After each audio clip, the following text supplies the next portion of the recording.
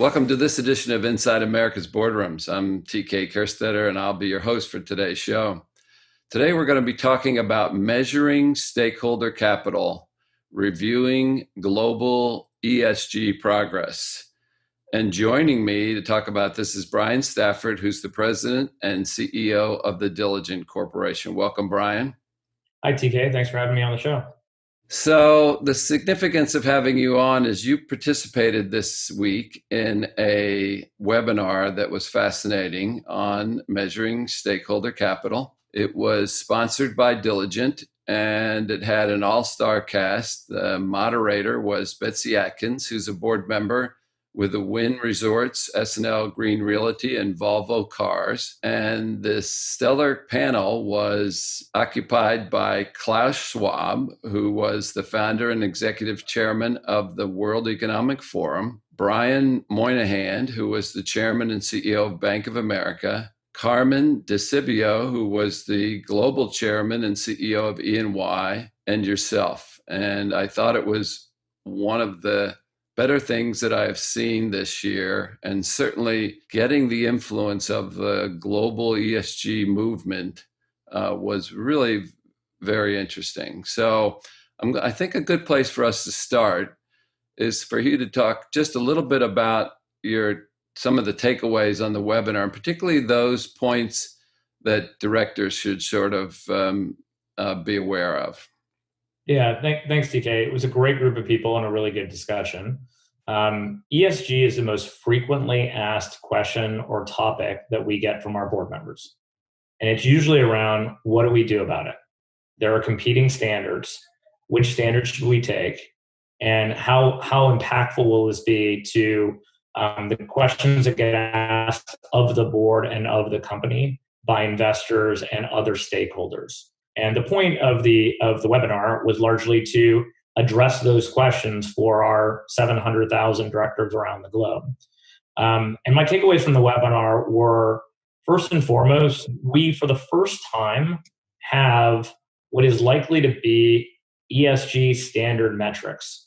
So it's a great piece of work championed by the World Economic Forum, the IBC, the International Business Council, in addition to the big four accounting firms, to help to take the metrics that are out there and standardize them into a basic set of metrics that companies can use and adopt, as opposed to having competing standards, either by investors, by regulators, et cetera, and adopt them. And they've gotten into the entire IBC group to agree to adopt and use those standards and be vetted and validated by the big four. So my takeaway is that those standards and that simplicity is fast approaching. It's going to be here. It'll likely be ratified or be, I guess, finalized by the World Economic Forum in Davos in January, and then rolled out more broadly. So first off, I'd say standards are here. The second point to raise is, and I think Brian Moynihan stated it really well, we've been spending all of our time talking about standards as opposed to what is more important, which is actually improving the numbers, improving how sustainable we are as companies and organizations around the globe.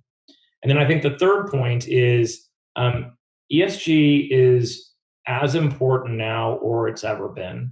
As we look at the impact on our communities caused by COVID-19, the examples of systematic racism that have been particularly prevalent in the US, that focusing on the broader set of stakeholders beyond just your shareholders is incredibly important to make sure that we have inclusive and thriving communities where our organizations operate. Well, if there's any doubt, Brian, whether this was going to be something that's permanent, all you have to do is look at BlackRock and Vanguard and the ones that control a good percentage of most of the companies in the globe, and they are just almost fixated on making sure that companies are aware of this. So this is I'm not surprised that it's the question most asked by the Diligent board members, and I've been in this business for 25 years, and this is certainly, would be categorized as a strong movement. So I want to twist a little bit here on the agenda that, metrics, everybody's asking for these metrics. These metrics are going to be so important in the process. But, when I look at the S, the social part of it, I still see that while can be some metrics, and certainly looking at gender and, equal pay and, racial diversity, some of it is still going to be qualitative versus quantitative, and discretion is going to be, an issue for the board to evaluate, CEO, senior management, and board performance. So, knowing all this, knowing that that's the case, how do you see CEOs successfully implementing the social part, particularly as it relates to long-term value creation? Yeah, I think it's a really good question. And I think a question that a lot of CEOs are asking themselves at the moment across companies, large and small. What I think we're seeing is an increase in the sense of social responsibility of leaders in general. And it's for multiple reasons.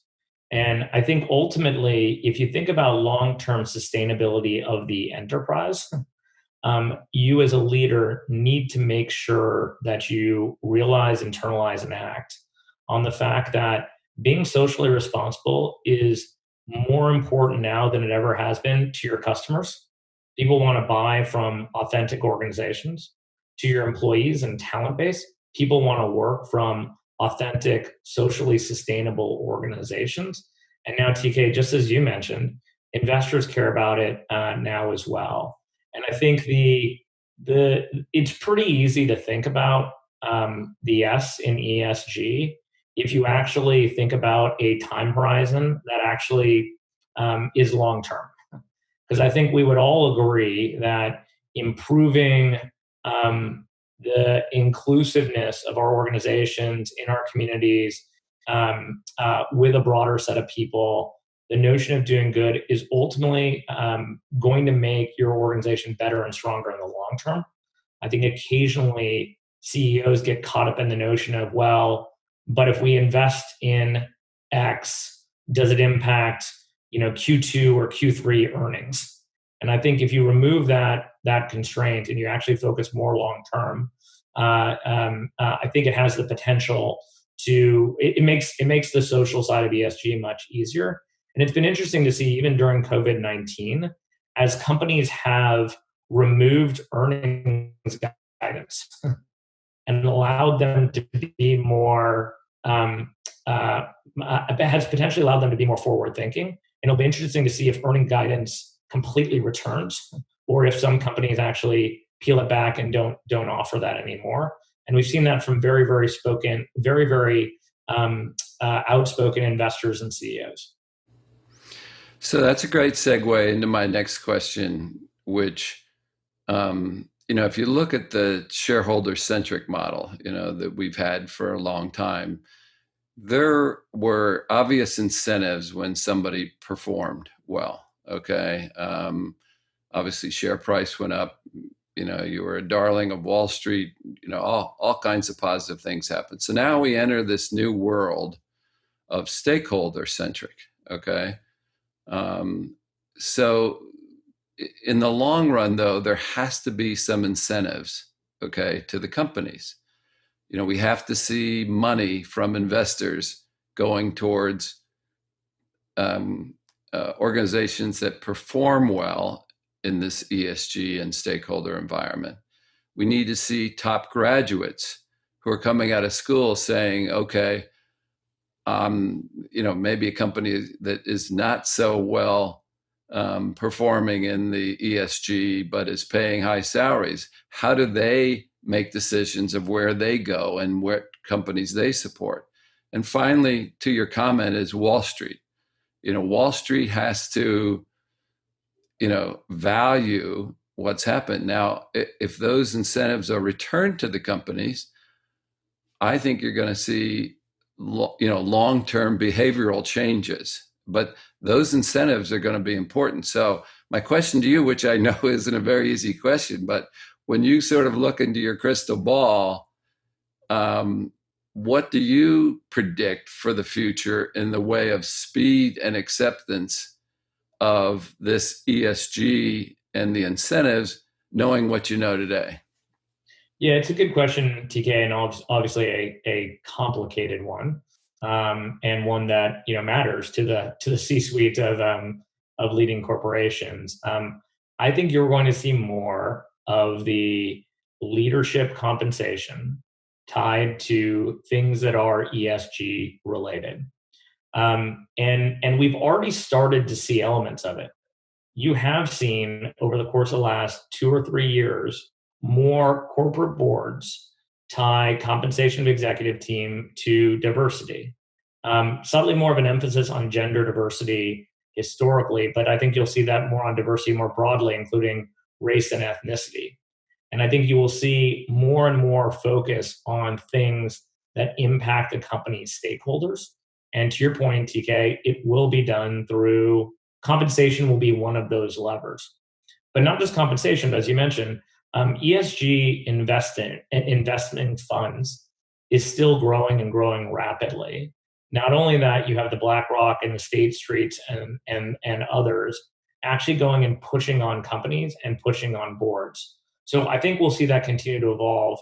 And I think we are on the cusp of seeing more diversity in boards. And as we see more diversity, diverse backgrounds, race, ethnicity, I think you will also end up seeing people raise other questions of the CEOs and team that force more of those metrics that should show up around ESG. So I think we're on the early stages and it's growing. The one other thing that I do want to make sure that we touch on, and it came up in the ESG webinar, was this is not just going to impact public companies. It's actually going to impact private companies too.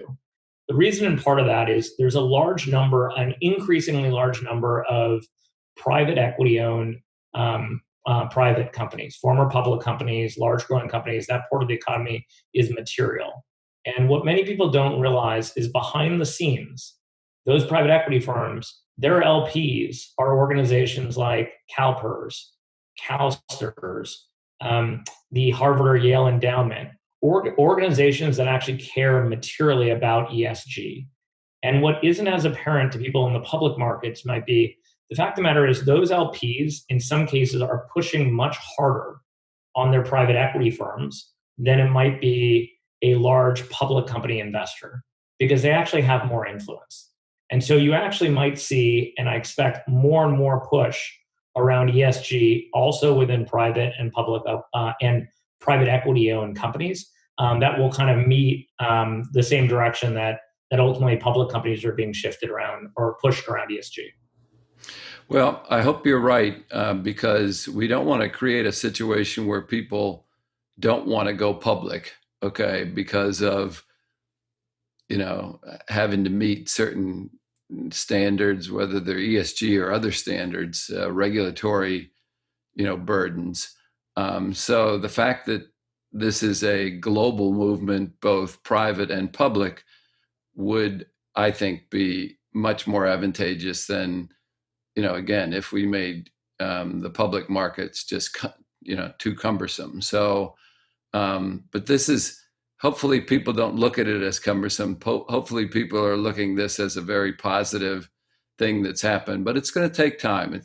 We see there's still a gap in all the research. There's still a gap between how boards are thinking about ESG and how investors are thinking.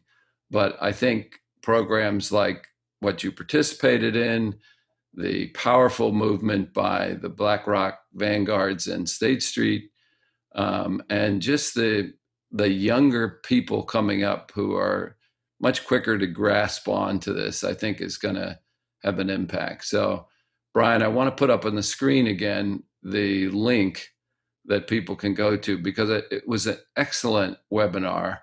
And I certainly want to thank Diligent for sponsoring it and putting the pieces together, because it really was very valuable for anybody that had a chance to do it. And I want to thank you again for taking the time to come on and giving us a summary of that. Thanks so much, TK, for having me. It's a great program and a great, really important and impactful subject.